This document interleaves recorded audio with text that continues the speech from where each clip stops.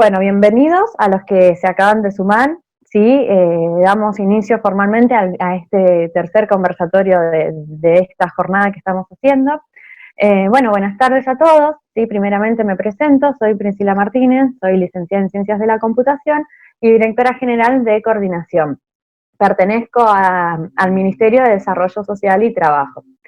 Gracias por sumarse a nuestro tercer encuentro. ¿Sí? Este es el tercer encuentro que tenemos dentro del ciclo de conversatorios al que hemos llamado Acercar. Y acercar, como he dicho un par de veces, es porque queremos estar cerca a ustedes, ¿sí? Queremos brindarles herramientas para vivir de mejor manera esta situación que estamos atravesando como sociedad y queremos acompañarte en este proceso. Si te perdiste los encuentros anteriores, te contamos que están en nuestra página web, MIN-Desarrollo Social y Trabajo, .neuquén.gov.ar. Ahí podés encontrar los videos de los conversatorios anteriores, material, y ahí mismo vas a poder encontrar material sobre este conversatorio que vamos a tener hoy y el video de este conversatorio. Así que te invitamos que entres ahí, que navegues, de paso hay un montón de información importante del Ministerio, de actividades que realiza el Ministerio, tanto la Subsecretaría de Trabajo, de Desarrollo Social y de Familia. Hay actividades también recreativas para los niños, para los adultos, para poder pasar este momento de cuarentena de la mejor manera posible. El tema que hoy nos convoca es una guía de herramientas reguladoras del mercado laboral para pymes, ¿sí? Es un tema que a muchos les preocupa, dada la situación actual del país y del mundo que nos toca vivir en este tiempo. Hoy el expositor es José Ernesto Seguel, ¿sí? Él es abogado, es procurador, es subsecretario de Trabajo, es formador de formadores en negociación colectiva, presidente del Consejo Federal del Trabajo, presidente de Comisión de Relaciones Laborales y Negociaciones Colectivas. También lo acompaña él Ignacio, él está ayudándonos también en toda la parte técnica, y en la parte técnica de esta reunión, propiamente dicho, nos acompaña Nelson Manrique. Él es técnico en informática, es jefe de departamento de asistencia de gestión, y le damos el lugar a él que tiene unos tips y unas recomendaciones especiales para este momento. Nelson. Ahí está, ahora sí. Muchas gracias, Priscila. Bueno, buenísimo. Esta reunión la estamos haciendo por esta plataforma de comunicación que es Zoom. Sabemos de que estas últimas semanitas, con esto de la pandemia, la verdad que las plataformas de comunicación se han hecho muy, muy famosas, y en especialmente esta herramienta llamada Zoom ha tenido por ahí algunas noticias que hemos escuchado que no cumple con algunas, algunas funciones de seguridad. Entonces, lo que hemos hecho es tratar de brindarles a ustedes la seguridad de que esta reunión en la cual ustedes están participando ahora trata de brindarles todas las herramientas de seguridad para que se queden tranquilos, que puedan estar en esta reunión sin inconvenientes de que quizás pueda ocurrir alguna situación incómoda. Por eso es que por ahí Priscila les decía, ¿no? Los micrófonos van a estar silenciados. La imagen, como este video luego va a ser publicado, si ustedes no quieren aparecer, bueno, pueden apagar sus cámaras. No van a poder tampoco compartir sus pantallas, únicamente aquellos que van a tener la posibilidad de hacerlo, en el caso de Ernesto, pero no van a poder compartir sus pantallas. Así que siéntanse la seguridad de disfrutar la reunión y nada, esperemos que les pueda gustar. Ahora lo dejamos a Ernesto o a Priscila. Sí, yo. Antes una cosita, antes de dejar a Ernesto, bueno, muchas gracias, Nelson. Bueno, cualquier duda, cualquier pregunta la pueden ir realizando por el chat, vamos a estar ahí tratando de contestarles las dudas, evacuando dudas, ¿sí? Y aquellas, al final del conversatorio le vamos a hacer las preguntas a Ernesto para que sea él quien las pueda contestar, ¿sí? Cualquier cosa, estamos ahí en el chat, ¿sí? Y si quieren sugerir algún tema para algún futuro conversatorio, también lo pueden ir haciendo por ese medio. No quito más el tiempo, tenemos una horita por delante, ¿sí? Así que le dejamos en lugar a Ernesto con la charla de este viernes.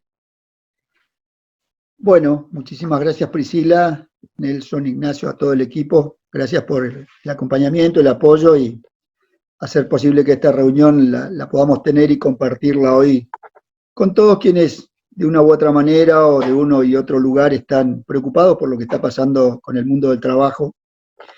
Así que primero buenas tardes a todos, gracias por sumarse a esta convocatoria, que no es ni más ni menos que en una situación tan crítica como la que nos toca vivir, actualizar una serie de cambios que se han producido en el mundo del trabajo y las relaciones laborales que hace poco más de 30 días eran impensadas. Primero, para poner esto en contexto, vamos a hacer una pequeña introducción al mercado laboral neuquino. Ustedes saben que Neuquén es una provincia que ha tenido una explosión en el mercado laboral muy importante a partir de la puesta en funcionamiento de Vaca Muerta, que era un hecho generador de fuentes de trabajo y de puestos de trabajo en los últimos, diría yo, 6 años, pero que lamentablemente a partir de agosto, por distintas circunstancias macroeconómicas, se ha ido frenando. Esto, sin embargo, no ha hecho mella en lo que era el crecimiento del empleo en Neuquén hasta el establecimiento del aislamiento preventivo social obligatorio, que comenzó hace un mes y días aproximadamente.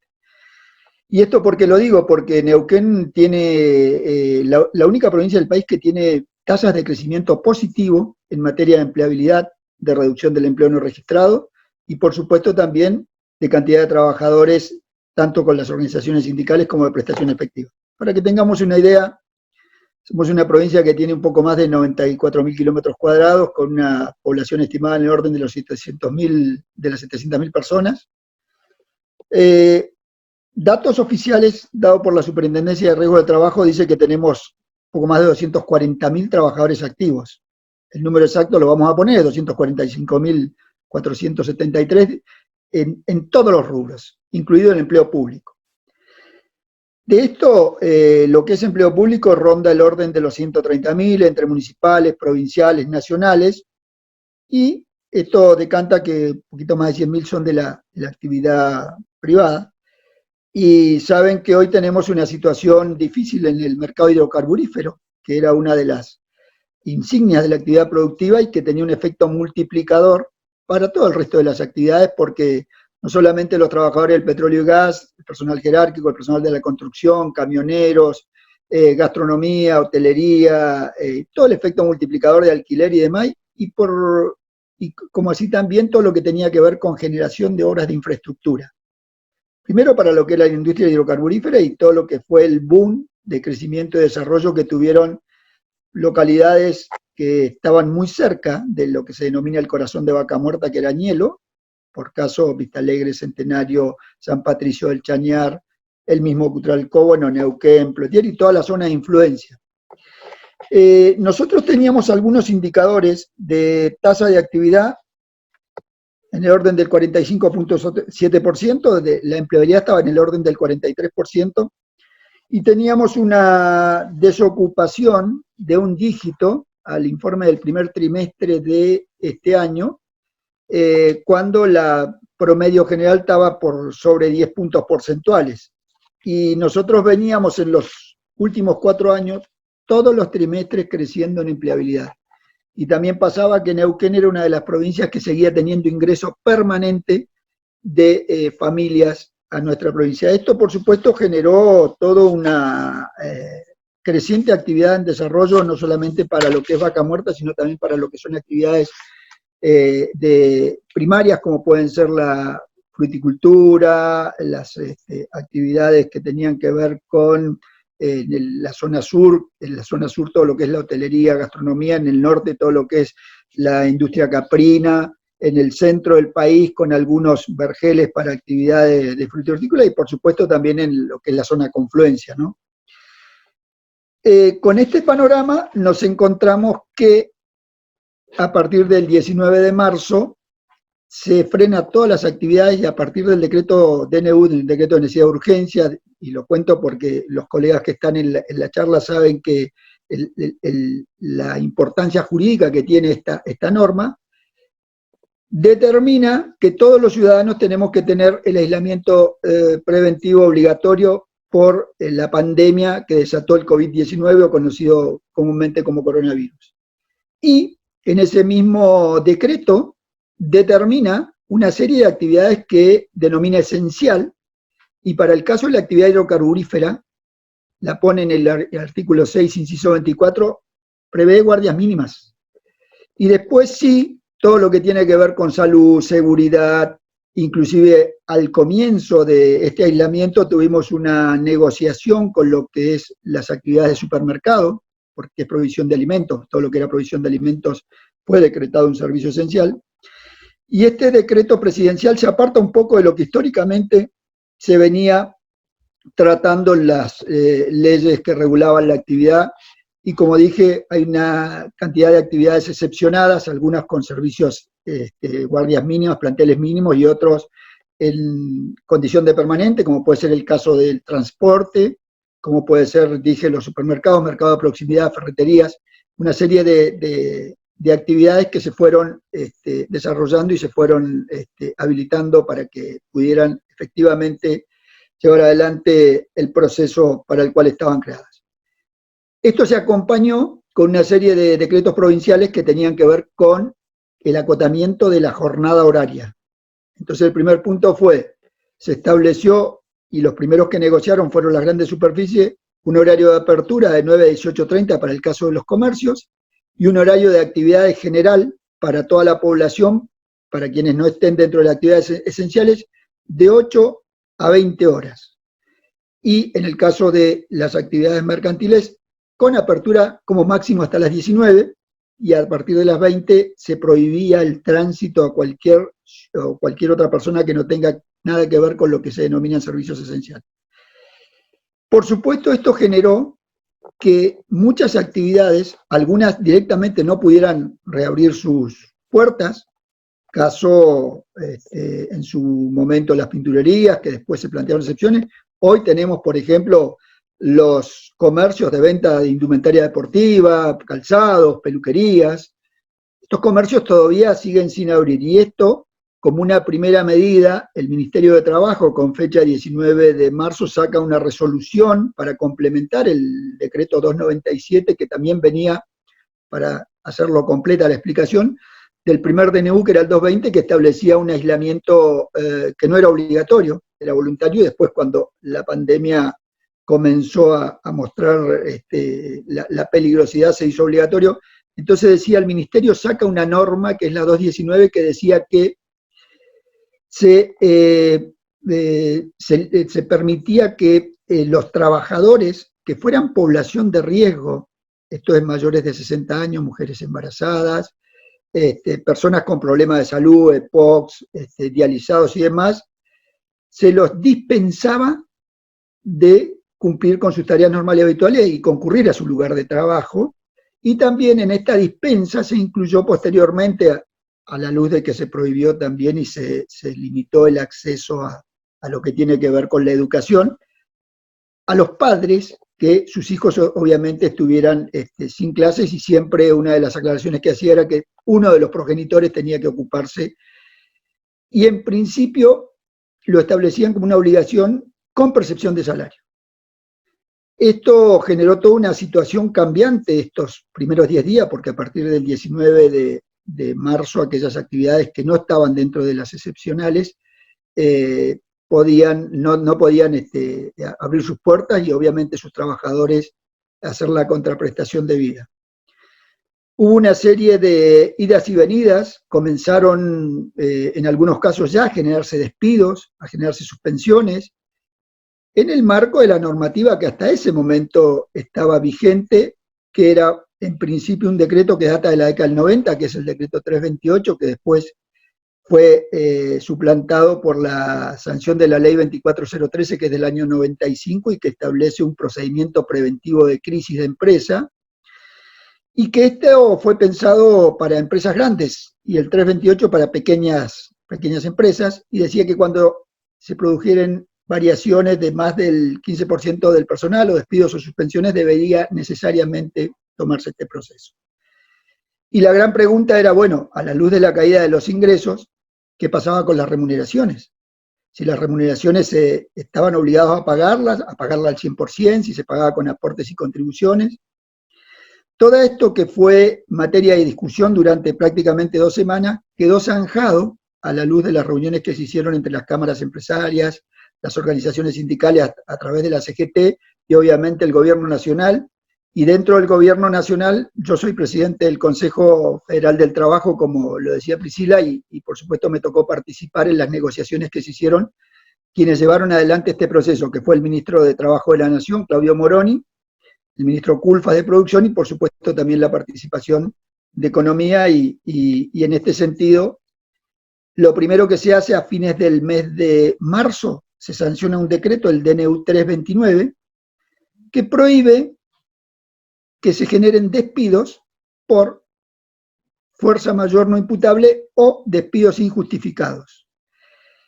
Y paralelamente, en la misma norma, se establece que se exceptúan de esta condición a quienes se acojan al beneficio establecido en el artículo 223 bis de la Ley de Contratos de Trabajo, que ese artículo precisamente habla de que cuando haya razones de fuerza mayor no imputable, dado una situación de catástrofe, lo da como ejemplo el artículo, y en este caso está más que acreditado porque el mismo DNU 297, el 260 establecen que esta es una situación de catástrofe, podrán abonarle a sus trabajadores, aquellos que no estén comprendidos dentro de los que son actividades esenciales, una suma que compensa el salario y que tiene carácter no remunerativo.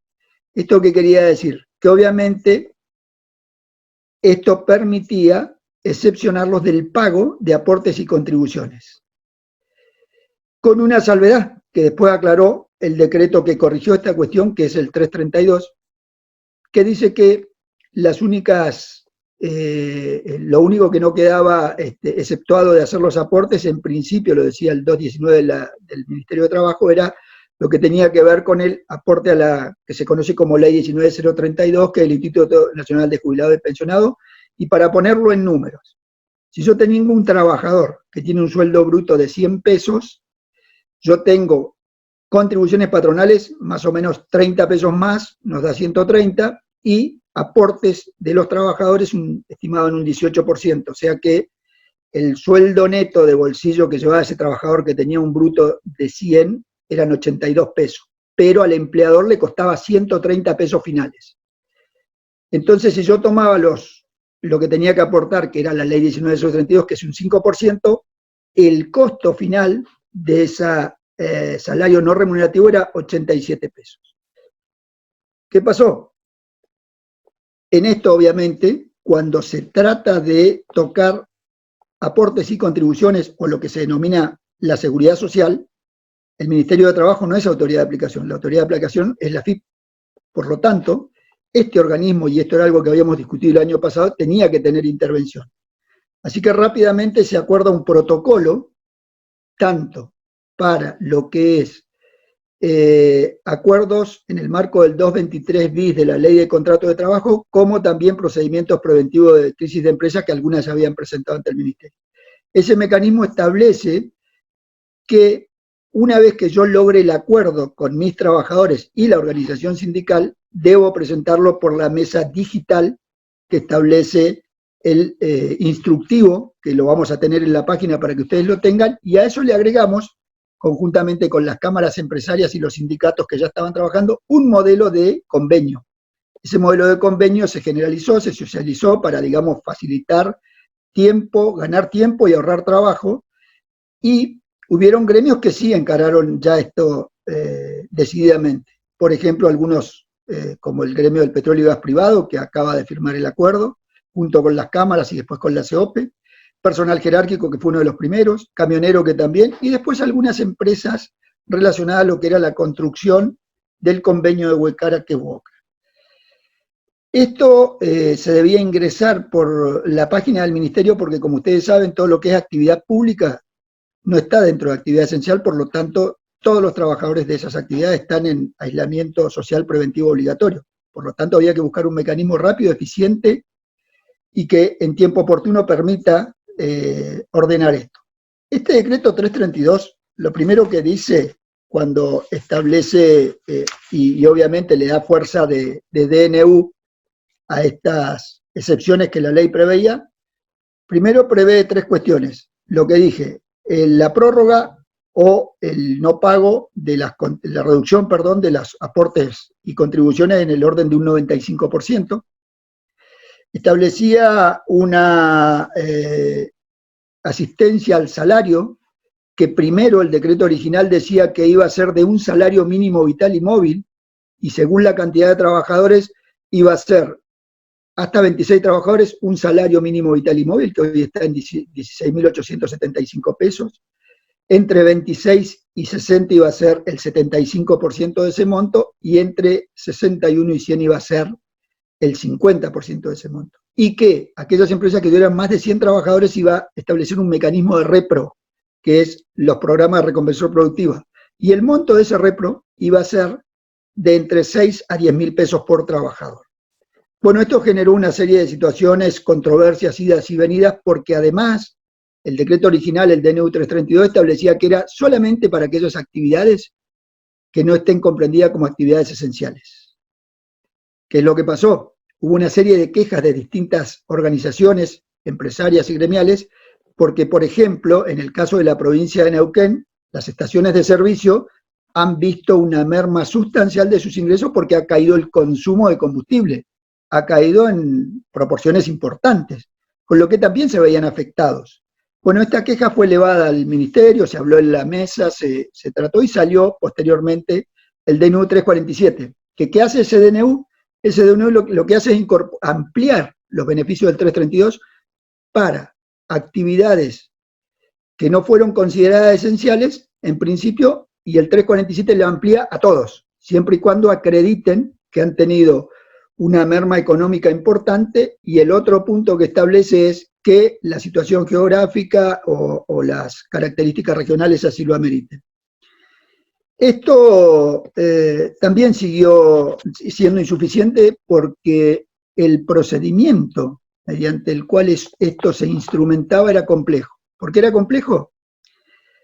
Hasta 100 empleados, que era la asistencia al salario, se tramitaba a través del ANSES, y más de 100, que era el repro, se tramitaba a través del Ministerio de Trabajo. Bueno, siguieron las reuniones, siguieron, porque esto era un día a día, esto era nuevo, era un cambio de paradigma en el mundo del trabajo, hasta que finalmente este fin de semana que pasó, el día lunes concretamente, se publicó en el boletín oficial, se sanciona el decreto 376. El decreto 376, hasta hoy vigente, establece primero varios cambios sustanciales. Todo lo que tiene que ver con estos métodos que explicamos recién, repro y asistencia al salario, se convierte directamente todo en asistencia al salario. Se modifican los montos, sin tener en cuenta la cantidad de empresas, la cantidad de trabajadores. Sí establece la reglamentación alguna documental más que piden, pero ¿cómo se modifica? Directamente aquellos que se hayan inscrito en el repro pasarán a este nuevo sistema, y da tiempo para que todos los empleadores hasta este jueves se inscribieran con este beneficio, que es acompañar al pago de salarios con un monto igual a un salario mínimo vital y móvil como piso, o sea, 16.875 pesos, y un monto máximo de 2 salarios mínimos vitales y móvil como tope, o sea, 33.700 y pico de pesos. Y sí establece como condición que tienen que, y esto también se planteó porque ¿qué es lo que se dijo? ¿Cómo hacemos con ese beneficio que corre a partir de los salarios de abril? Los salarios de abril, como todos saben, vencen el cuarto día hábil, lo que es mensualizado en el cuarto día hábil de mayo y el tercer día hábil en el caso de los quincenales.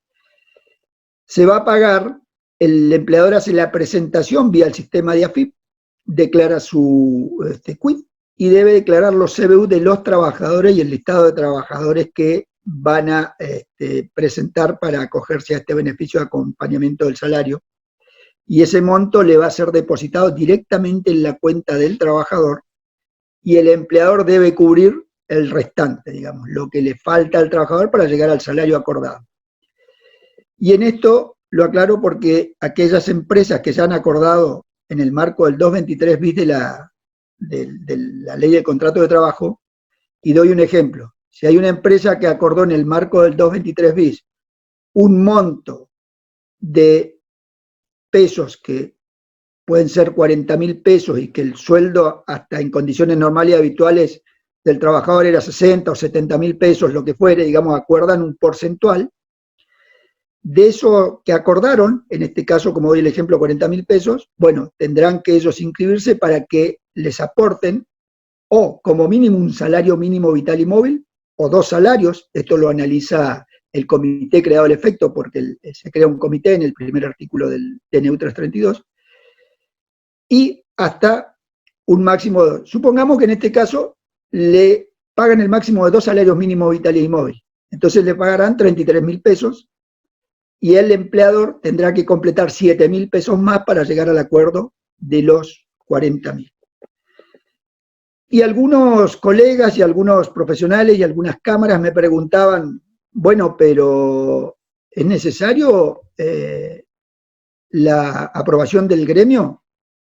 Miren, cuando tenemos pequeñas cantidades de trabajadores, siempre es aconsejable, bueno y legal que se haga con el acuerdo de la organización sindical. Y esto se lo digo porque nosotros hemos hablado permanentemente con las organizaciones sindicales, tanto nacionales, por caso la CGT, como las organizaciones sindicales locales, la CGT regional, donde todos están contestes y a todos se les ha pedido un esfuerzo en esta situación tan crítica, tan grave y tan extraordinaria que estamos viviendo. Entonces, es importante, y de hecho ya están prestando conformidad las organizaciones, a estos acuerdos. Después, el quantum, si va a ser el 90, el 100%, el 80%, el 60%, lo que fuere, es parte de la negociación.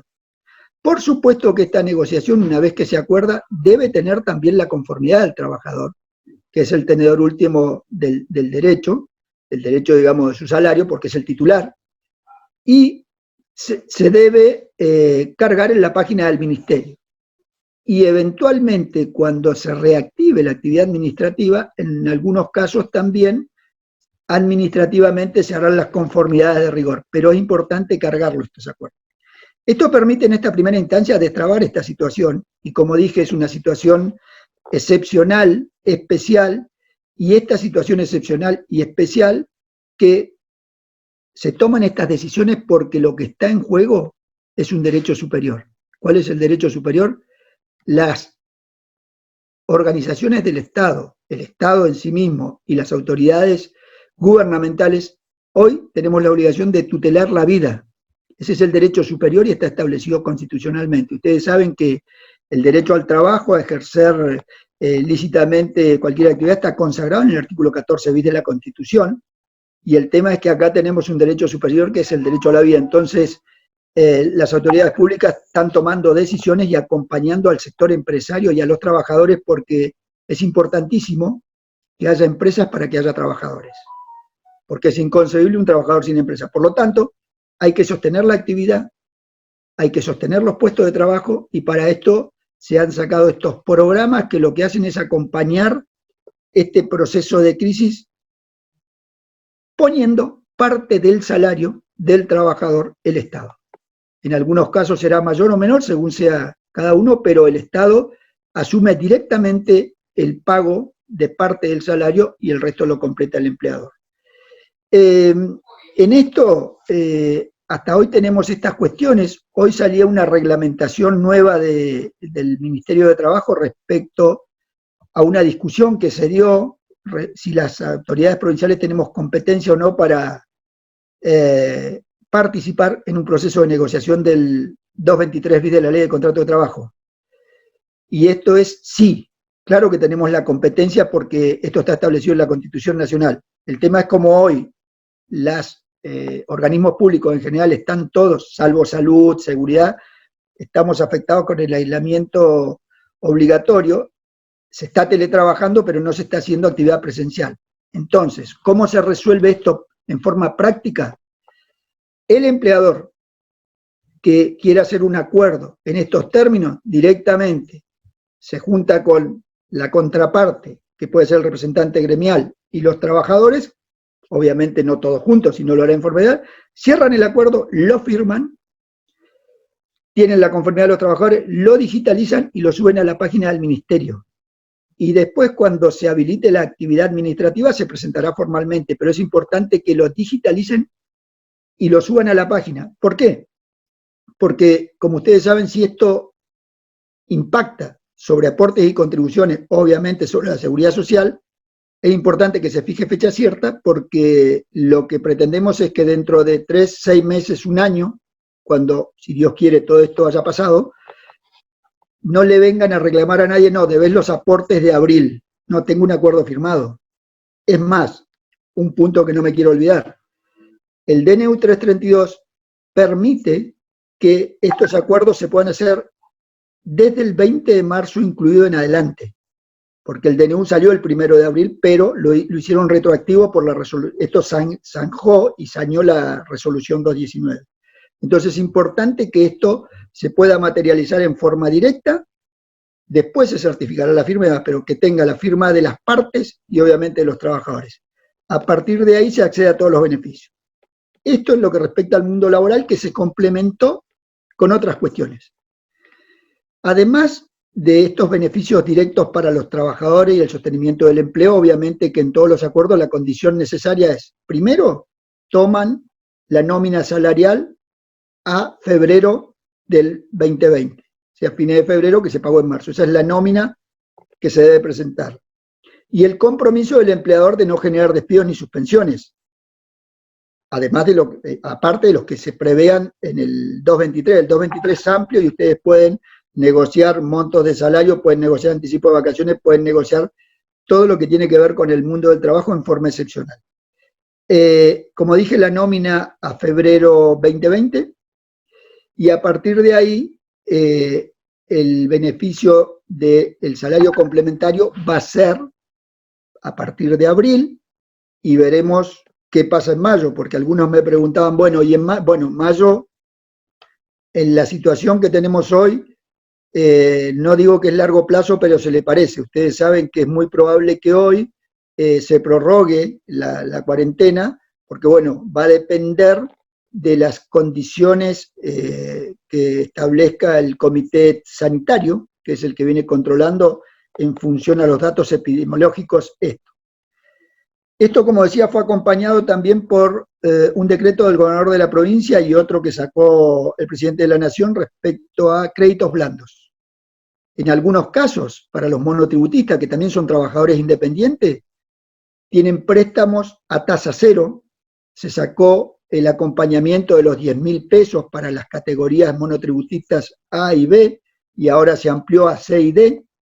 Se sacaron, para el caso de los empleadores, préstamos para hacer frente a la nómina de salarios con tasa diferencial y 3 meses de gracia, o sea que durante 3 meses yo no pago nada, y si cumplido ese plazo yo devuelvo el préstamo, devuelvo solamente el capital, sin ningún gasto y sin ningún tipo de interés. En el caso de la provincia de Neuquén, aquellos empleadores que tengan cuenta en el Banco Provincia y la nómina en el Banco Provincia, tienen una tasa general del 24 más un subsidio de 9 puntos porcentuales que paga el IADEP, con lo que la tasa que se aplica es el 15%. Y en el caso de aquellos empleadores que no tengan la cuenta en la nómina en el Banco Provincia, será un 24%, que es la tasa general aprobada. Inclusive, una vez que lo sacó la provincia de Neuquén, después salió un DNU con posterioridad que lo aplicó a nivel nacional, para todos los bancos, para toda la banca pública y privada. Esto también se acompañó con una serie de medidas que se tomaron desde el punto de vista de la salubridad, la higiene y seguridad laboral. Paralelamente a estas normas que dije, el 223, el DNU 332, 347, 376, la Superintendencia de Riesgo de Trabajo sacó una serie de resoluciones y disposiciones y procedimientos y protocolos relativos a aquellas actividades que tienen que prestar el servicio en el marco de esta pandemia. Entonces, todas esas fueron orientadas, por supuesto, a la toma permanente de temperatura, al contralor médico permanente, a tener los insumos como puede ser alcohol en gel, jabón, espacios para lavarse, para higienizarse permanentemente, protectores bucales, protectores faciales, todas aquellas medidas que se aplican al área de salud en particular, pero a todas las actividades en general. Por ejemplo, si ustedes han ido a hacer compras a cualquier hipermercado, habrán visto que el personal está con guante, con el protector facial, ahora ya salió el decreto de obligatorio, el protector facial, el bucal, el conocido comúnmente como barbijo, y todas estas medidas, por supuesto, lo que buscan es achatar la línea de contagio y evitar que nuestros conciudadanos, nuestros compañeros, nuestra familia se infecte de este virus que lamentablemente hasta el día de hoy no se ha encontrado una vacuna, y la única vacuna eficaz que se ha podido probar que surte sus efectos es quedarse en casa, aislarse, cuidarnos entre nosotros, cuidarnos a nosotros mismos para cuidar a nuestro prójimo, y lo mismo en sentido inverso. Esto es lo que hoy tenemos y desgraciadamente, o no, se hace más que absolutamente necesario tratar de minimizar la cantidad de personas en tránsito urbano o en tránsito rural. Y en nuestra provincia, como saben, hemos tenido la situación que se está atacando con toda firmeza y entre todos en un trabajo mancomunado, que es lo que pasó en Loncopué. Se tuvo que focalizar para cerrar la posibilidad de expandir el contagio, porque es un virus lamentablemente muy difícil de controlar. Hoy no hay vacuna, la única vacuna es cuidarnos, así que seguramente van a seguir saliendo medidas para el mundo del trabajo, y como lo charlaba con los dirigentes de la CGT y las cámaras empresarias con las que hemos tenido reuniones. En función a la experiencia, que son más de 40 años en este métier, creo que vamos a salir de esta crisis y vamos a salir de esta situación de pandemia con el esfuerzo de todos, con el esfuerzo de cada uno de ustedes, y que en el mundo de las relaciones laborales va a haber un antes y un después de esta pandemia. Bueno, les pasé la información, hay más datos, podría hablar de la superintendencia, pero veo que estamos con el tiempo acotado, quiero ser respetuoso de eso, así que les agradezco la atención y quedo a disposición de las consultas que quieran hacer. Muchísimas gracias. Bien, Barbo, buenísimo, buenísimo Ernesto, la verdad que perfecto, sí. En el chat han estado llegando un par de preguntitas, justo estaba anotándolas para dártelas. A ver, acá la primera pregunta que me llegó. En los acuerdos celebrados en el marco del artículo 223 bis, ¿es recomendable u obligatorio darle intervención formal al gremio? ¿O se puede celebrar con el trabajador y pedir su homologación? Es muy buena la pregunta, y en esto de ser escueto, pues lo iba a decir y se me pasó. Miren, en principio existen 3 tipos de acuerdos que yo puedo hacer. Puedo hacer un acuerdo individual, trabajador-empleador, un acuerdo plurindividual, un empleador, varios trabajadores, o un acuerdo colectivo, donde necesariamente participa el gremio. Yo lo que les sugiero en el colectivo, está claro que tiene que participar el gremio necesariamente, porque es parte obligada. Uh-huh. En el plurindividual también. ¿Por qué? Porque lo que hay que tener acá presente es que estas medidas de excepción lo que buscan es tutelar al sector más vulnerable de la relación laboral, que es el trabajador, que el único sustento es su trabajo, el esfuerzo de su trabajo, y a partir de ahí él mantiene el grupo familiar, y por eso el salario tiene carácter alimentario. Y en los acuerdos individuales se pueden cerrar y presentar. Individuales me refiero a 1, 2, 3, 4 personas, cargarlo en la página del ministerio y después presentarlo cuando habilitemos el organismo laboral provincial para certificar firmas. Pero sí, en el caso, lo reitero, de que sea un colectivo o un plurindividual, con la intervención de la organización sindical. Y en esto decirles también que con las organizaciones sindicales hemos hablado y todas están contestes. Y yo les contaba que Petrolero firmó 223, Jerárquico firmó 223, Camionero firmó 223, y hay algunos acuerdos particulares que también están firmando 223. Por supuesto que en el caso de los individuales pueden hacerlo en forma directa con el trabajador y subirlo a la página. Bárbaro. Bueno, la misma persona que te hizo esa pregunta, pregunta quién es el órgano competente para recibir el PPC, ¿no? ¿De la Subsecretaría Provincial o del Ministerio de Trabajo de Nación? Bueno, nosotros, en principio, el órgano competente es la Subsecretaría de Trabajo de la provincia. Uh-huh.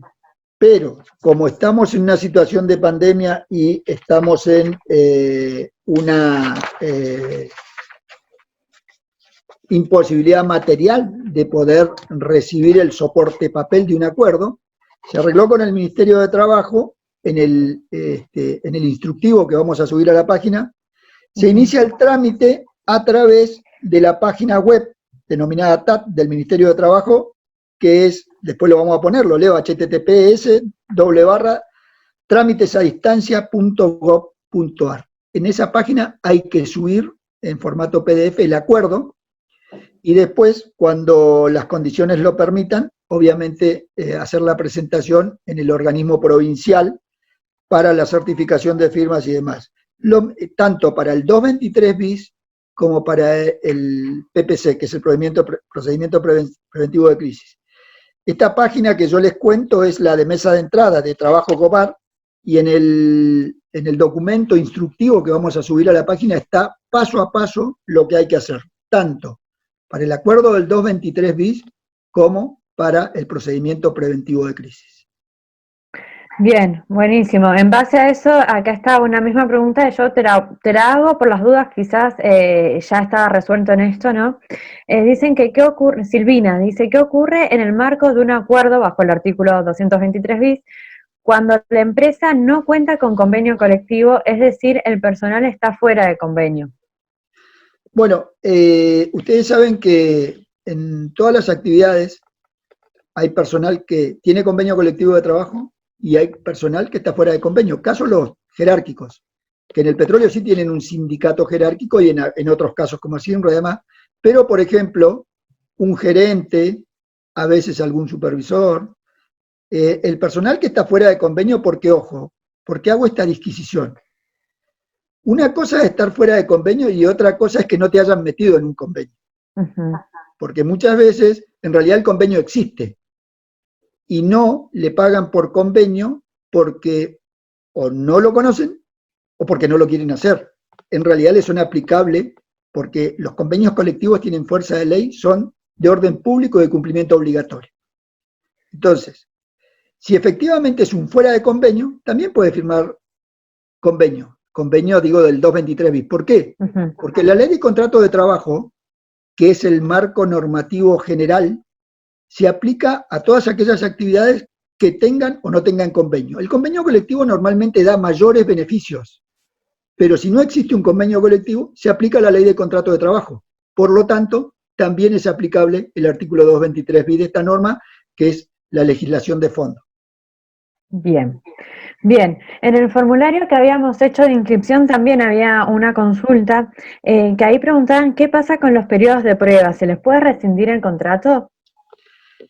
Sí, porque el periodo de prueba, digamos, este decreto que establece prohibiciones de despido, textualmente dice prohibición de despido sin justa causa y o suspensiones por razones de fuerza mayor no imputable.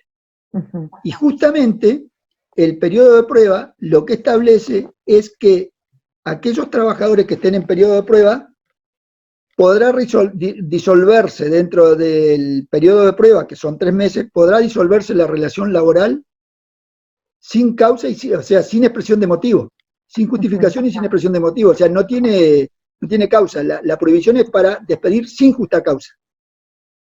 ¿Qué es despedir sin justa causa? Bueno, hoy no quiero que vengas más, rompemos, siempre y cuando se haya superado el periodo de prueba, digamos, porque el despido sin justa causa da derecho a indemnización. Y el periodo de prueba no tiene prevista indemnización. Y es disolverlo sin expresión de motivo. Bien, perfecto.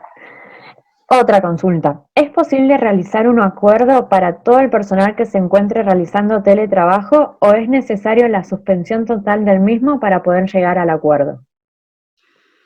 Una pregunta muy moderna. El teletrabajo es una modalidad contractual que se empezó a desarrollar la década pasada.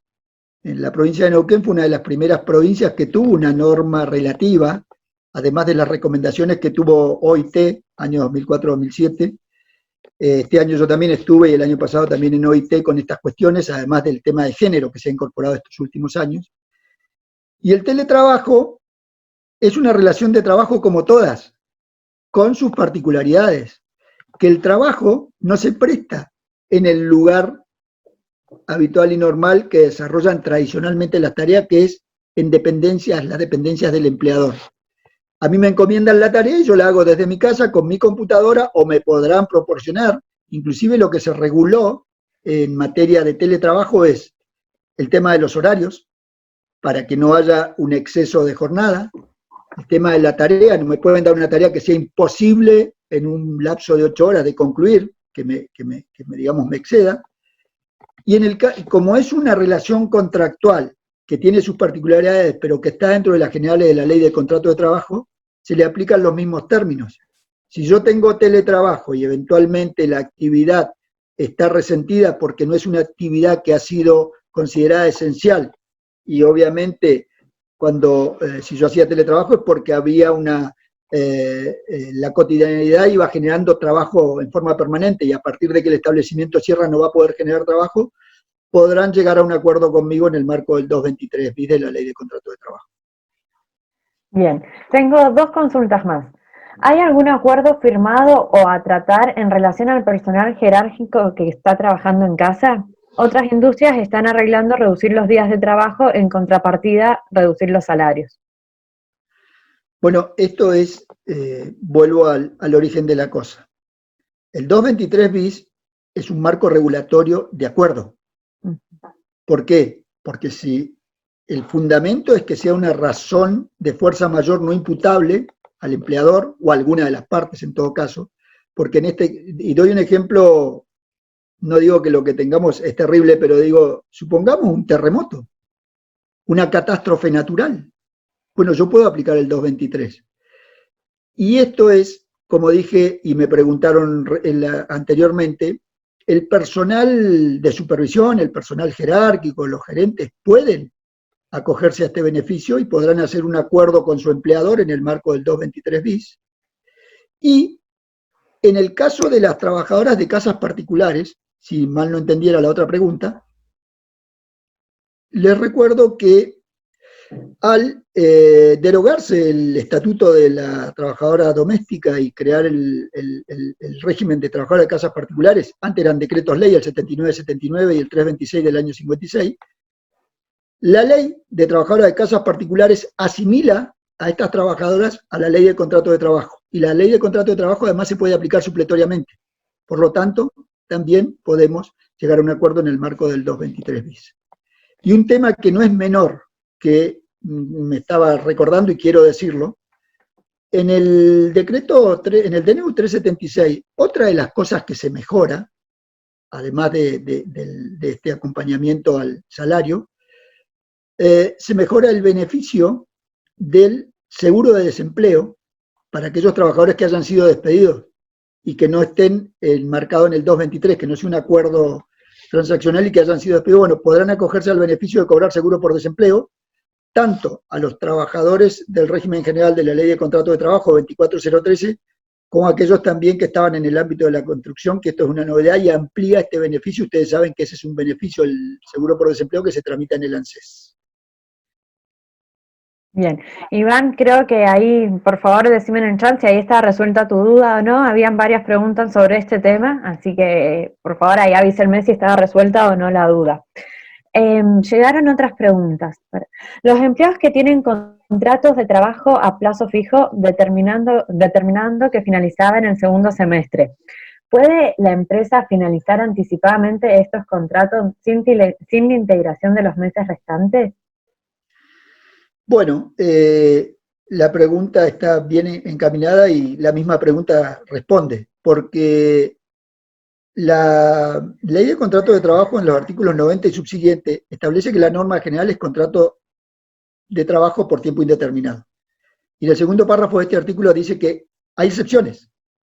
Una de ellas es el contrato a plazo fijo, el contrato eventual, el trabajo por equipo.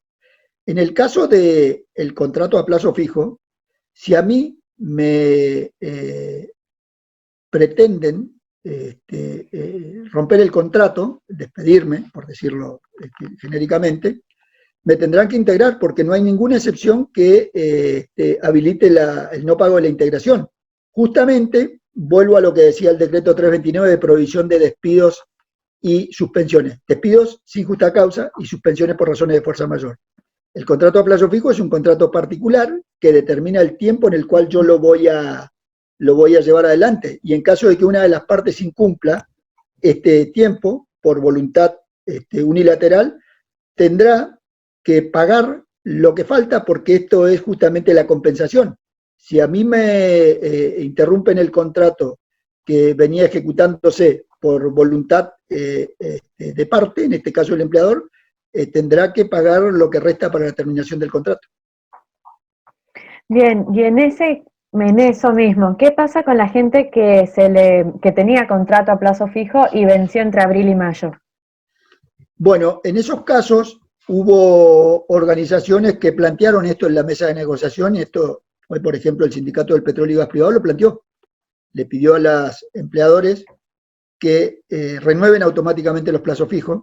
En algunos casos se dio, en otros no. Esto es parte de un proceso de negociación. De hecho, el contrato, al ser a plazo fijo, cuando se vence, se vence.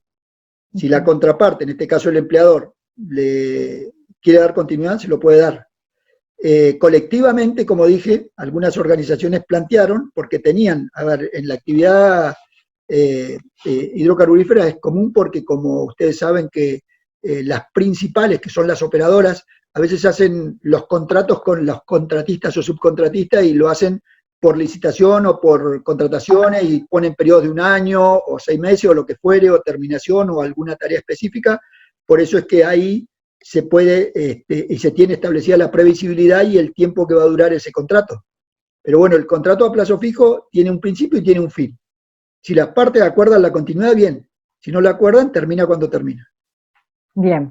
Y como dije, perdón, hubo organizaciones que sí lo llevaron al proceso de negociación y lo incluyeron en el 223 bis. Perfecto.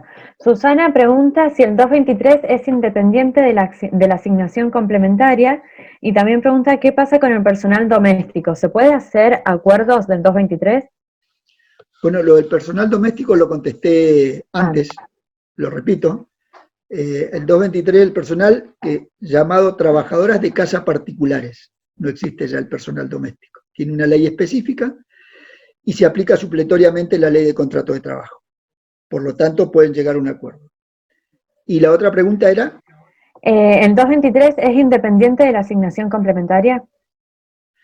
Si se refiere al salario complementario y no a la asignación complementaria será la UH o entiendo esos beneficios que tienen, que se han sacado para los sectores más vulnerables, que es la asignación universal por hijo, o alguna otra asignación complementaria como la de los 10.000 pesos. Los 10.000 pesos ustedes saben que son para personas que no están registradas o que son monotributistas y demás. Si yo soy un trabajador registrado y con todas las, o sea, para decirlo en lenguaje vulgar, un trabajador en blanco, que es un trabajador donde se me respetan todos mis derechos, yo haré los acuerdos del 223. Si soy un trabajador no registrado, o comúnmente conocido un trabajador en negro, difícilmente me ofrezcan un 223. ¿Por qué? Porque el empleador está incumpliendo la ley, porque la obligación es registrarme. Si incumple la ley, difícilmente me ofrezca, y si me ofrece un 223, bueno, lo que está haciendo es blanquear y tendrá que registrar la relación laboral. Asignación compensatoria, decía Susana. Ah, bueno, sí, el salario, no. Entonces, bueno, eso requiere otro análisis, yo lo dije. En el 223, yo voy a arreglar cuál va a ser el monto que me van a pagar a mí en esta situación de crisis y de pandemia, si yo voy a cobrar, como dije, el 100% como no remunerativo, o el 80%, o el 70%, o el monto que acuerden colectivamente que van a cobrar los trabajadores. Y doy un ejemplo práctico. En el caso de Petrolera, arreglaron el salario básico más una vianda. Bueno, obviamente no van horas de viaje, una serie de beneficios que tiene el convenio, o en el caso de camioneros, que se arregló un básico y hay otros adicionales que no van. Y esto, en general, oscila un monto que va en el salario neto de bolsillo, que es en definitiva lo que al trabajador le importa, que varía entre un 60, 70, 80% del salario neto de bolsillo. De ese salario neto de bolsillo, para yo poder acceder al salario complementario, que es lo que el Estado me va a pagar, tengo que cobrar un monto no inferior a un salario mínimo vital y móvil, de ahí para arriba. Y después lo que acuerden de acompañar al empleador, el Estado. Y vuelvo al ejemplo que di de los 40, voy a un ejemplo distinto para que hoy di el de los 40, doy uno de 30.000. Si yo tengo un sueldo de 30.000 pesos de bolsillo y el empleador tramitó el acompañamiento del salario complementario, el Estado me va a depositar en mi caja de ahorro, a través de mi SBU, 16.875 pesos. Y lo que falte para llegar a 30.000 tiene que depositarlo el empleador. Esto en el marco del acuerdo que haya realizado del 223 bis de la Ley de Contrato de Trabajo. ¿Se entendió? Sí, perfecto. Desde una consultora, desde la consultora, ya te digo, Pérez, si mal no leí, aguanten un segundito, se me fueron todas las preguntas. Ahí está. Estaba preguntando, bueno, él dice, no sabía si se preguntó o no, se perdió en una parte, pero pregunta si se necesita ahorrar el 931, ¿qué implicancias legales pudiera tener de asignarles 223 todo el mes por más o menos el mismo neto? No sé si se entendió. No, a ver, repetímelo, por favor. A ver, no sé si se preguntó, pero si trabajan en teletrabajo, perdón, ahí me olvidé yo, pero si trabajan en teletrabajo, pero se necesita ahorrar el 931, ¿qué implicancias legales pudiera tener de asignarles 223 todo el mes, más o menos por el mismo neto? Ajá. Bueno, si es una consultora, seguramente necesitan un abogado, denme todos los datos, voy para allá. No, a ver, acá se mezclan dos cosas. Uno lo que es el tema laboral y otro lo que es el tema previsional y de la seguridad social, que es el 931, que es un documento que uno tiene que realizar en la FIP, donde carga todos los datos del empleador, todos los datos de los trabajadores y los aportes y contribuciones. Justamente si yo realizo un acuerdo de 223 y es el monto que voy a pagar es no remunerativo, eso no me exime de la presentación del 931. Pues yo el 931 lo tengo que presentar. ¿Y por qué se debe cargar el acuerdo en la página del Ministerio de Trabajo, esos datos que yo di que van a estar a disposición de todos con el instructivo? Porque justamente el Ministerio lo que va a hacer con esos acuerdos es homologarlo y correrle traslado a la autoridad previsional, la FIP y el ANSES, para que estén notificadas de que ese empleador en el mes de abril va a pagar como no remunerativo los montos que vaya a pagar, lo que se haya establecido en el acuerdo. Esto justamente es para que después quede asentado y no le reclamen a ese empleador los aportes y contribuciones de ley que en condiciones normales y habituales se deben pagar. Por eso es que esto sale por resoluciones generales de la FIP y por conjuntas con Jefatura de Gabinete y del Ministerio, pero profundizo aún más el ejemplo. Ustedes saben que yo, en condiciones normales y habituales, si no puedo pagar aportes y contribuciones, igual tengo que presentar el 931. Después veré cómo se financia la deuda provisional. Pero el 931 siempre, porque es una declaración jurada, el leitmotiv de eso es que es una declaración jurada donde yo digo que yo estoy ejerciendo actividad a ese mes vencido y que mis trabajadores a ese mes vencido son tales, la nómina. Presento la nómina con los valores que estoy pagando. En este caso tendré que presentar el 931 y estaré exceptuado en función del acuerdo que haya llegado o arribado, porque hubo empleadores que cerraron acuerdos donde dijeron, bueno, no pagamos aportes y contribuciones, pero sí pagamos obra social y mutual. Bueno, si eso está en el acuerdo, hay que pagar lo que dice en el acuerdo, pero no es que se eximen del 100%. Yo di el caso de la ley 19.032, que era un 5%. Bueno, han ido arribando a distintos acuerdos. De hecho, el DNU 332 y los que le siguieron y sus modificatorias dijeron con un ahorro de hasta el 95% de las contribuciones patronales. Eso dice textualmente el texto del DNU. Por eso es que el 931 hay que presentarlo. Bien, bien, bien. Sí, ahí seguían haciendo un par de acotaciones respecto a esto. Dicen que con el 223 es más barato, pero si trabajan deberían cobrar normal sin 223 bis. Es más de AFIP quizás. Si lo presento, pero el 223 es más o menos 20% menos costoso el personal, porque solo pago obra social, contribución y no jubilación. Por eso es más barato. Claro, exactamente, es así, es así. Perfecto. Y lo que sí les digo es que Esto es día a día, pero la regla general es, si yo no puedo prestar servicios porque estoy en aislamiento obligatorio, en principio puedo acogerme a los beneficios porque no hay la contrapartida de la prestación de vida por una fuerza mayor y por una norma legal que así lo establece.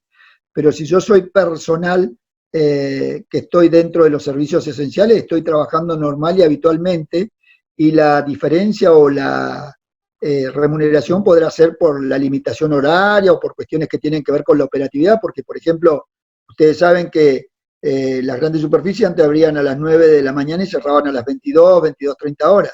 Hoy el horario es de 9 a 18 o 18:30, pero en general, la norma general es que los que trabajan deben cobrar normal y habitual.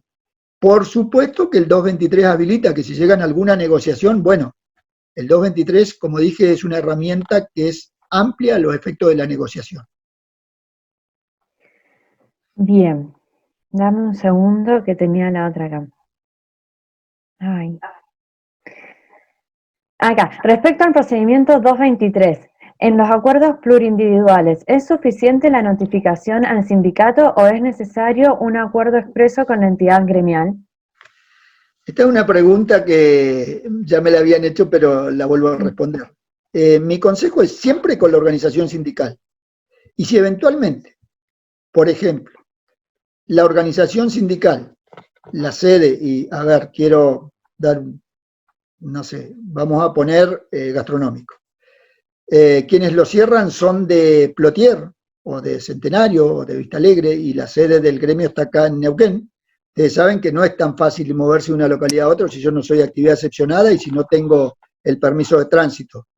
Bueno, podré cerrarlo y notificarlo, pero yo tendré que acreditar en todo caso por qué me acojo a esa excepción y acreditar de por qué no pude dar el cumplimiento fidedigno y siempre lo mejor para evitar litigios es con la participación de la organización sindical. ¿Y por qué lo digo? Porque cuando yo cierro 223, normalmente lo que toco son cuestiones convencionales. Y los convenios colectivos, los signatarios son las cámaras empresarias y las organizaciones sindicales. O sea, son quienes construyeron y firmaron ese convenio y son signatarios. Por lo tanto, son habilitados de pleno derecho para los procesos de negociación, que en este caso modifican temporalmente algunas cuestiones previstas en el convenio colectivo. Bien, y preguntan qué sucedería si alguno de los trabajadores no adhieren al acuerdo. ¿Cómo se tratarían en esos casos? En principio,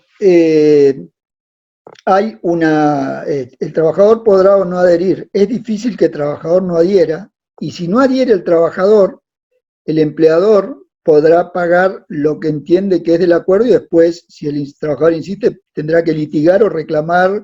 Y bueno, y esto obviamente ya al no aceptar, si aceptó la organización sindical, plantea una situación de litigiosidad. ¿Por qué? Porque si el acuerdo se hace en el marco del 223, que es una figura establecida en ley,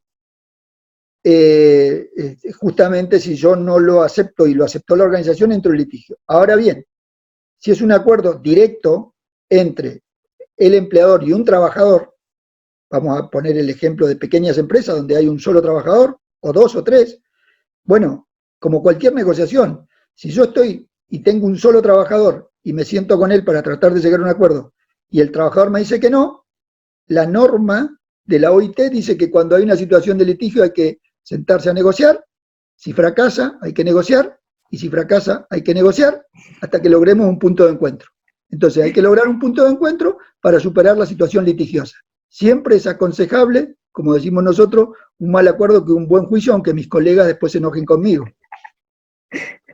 Bien, ya estamos casi en horario cumplido, pero vamos a leer una última pregunta. El salario compensatorio, en el caso de jornada parcial, ¿considera como tope la mitad de SMBM? Bueno, en principio estaba previsto para jornada completa y en esos casos lo que tienen que hacer, el Ministerio está trabajando en la reglamentación, pero como dije, en principio es jornada completa, y que lo presenten y le va a responder el Ministerio. Eso es algo que se está debatiendo en estos momentos, porque, a ver, hay muchos casos donde hay trabajadores normalmente parciales, 1 o 2 o 3 o lo que fueren, porque toda la actividad lo hace parcialmente. Hay otros donde hay trabajadores a tiempo completo y a tiempo parcial, y hay otros donde hay trabajadores.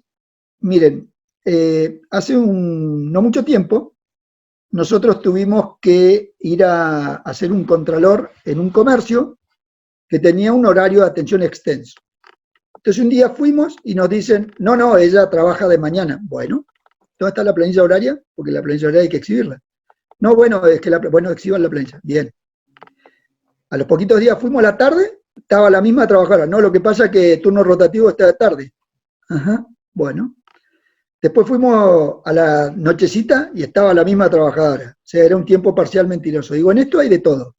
Hay buena fe, hay excelentes empleadores, hay excelentes trabajadores, pero también hay algunos que a veces aprovechan las circunstancias. Por eso es que, ¿por qué doy esta explicación? Porque a veces el tema del tiempo parcial, que está permitido en la ley y que es una modalidad de trabajo existente, es medio reticente la autoridad pública, y sobre todo ahora que hay que acompañar los recursos y poner plata para acompañar esto, seguramente le van a pedir alguna documental más, pero esto hay que presentarlo y lo hará la autoridad de aplicación. Sí va para tiempo completo, que es como salió la norma, y para tiempo parcial no está prohibido y se puede presentar. Bien, ahora sí vamos con las últimas dos preguntas. Hay una que me la pasé un montón de veces y pido mil disculpas, la hago. Mariana, ¿qué pasa con el trabajador despedido después del 31 del 3? ¿Cuánto tiempo tiene para reclamar su reinstalación? Después del 31 del 3, vale decir a partir del 1 de abril del corriente año, como dije, salió el decreto 329 que prohíbe despidos sin justa causa o fuerza mayor no imputable. Solamente en estas dos condiciones.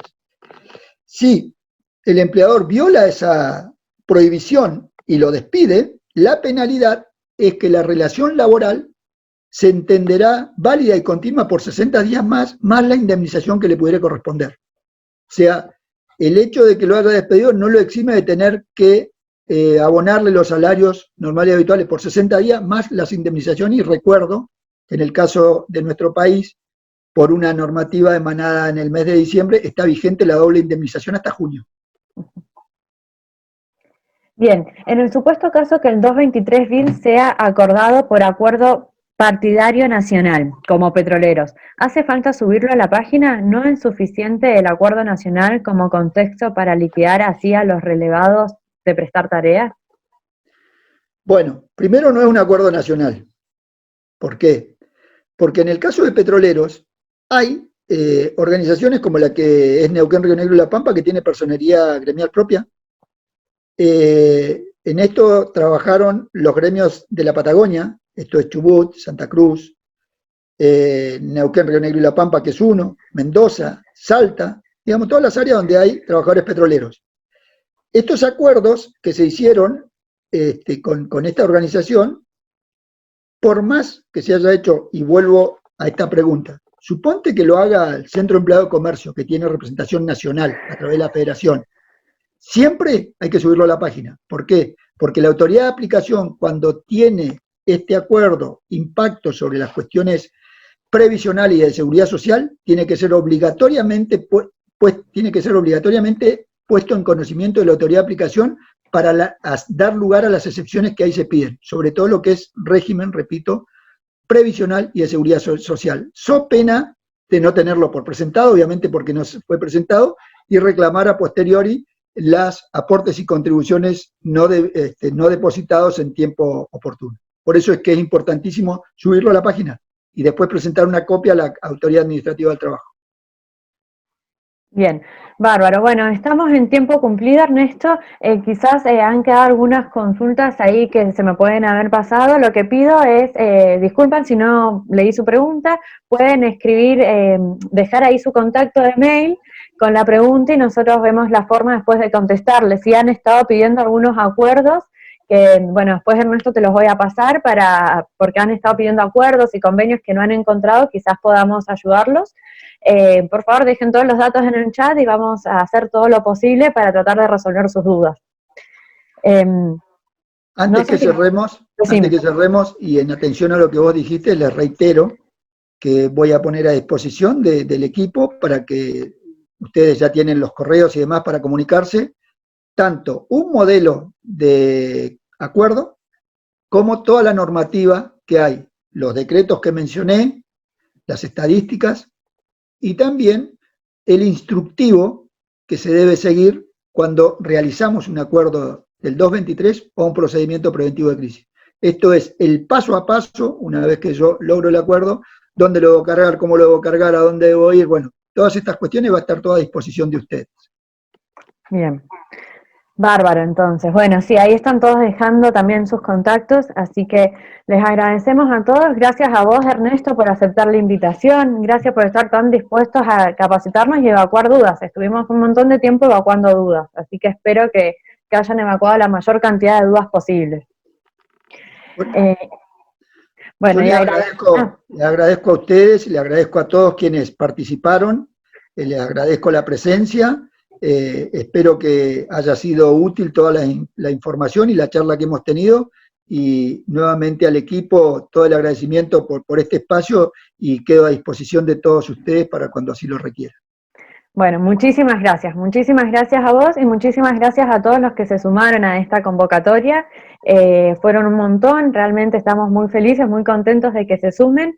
Gracias porque es una iniciativa que empezó hace ya, este es nuestro tercer encuentro, y cada vez somos más y vemos que cada vez les interesan más los temas, así que estamos muy agradecidos. Les contamos que vamos a seguir haciendo este tipo de convocatorias, de este tipo de conversatorios. Vamos a seguir capacitándonos por este medio. Estén atentos a la página web del Ministerio, min.desarrolloytrabajo.neuquén.gov.ar.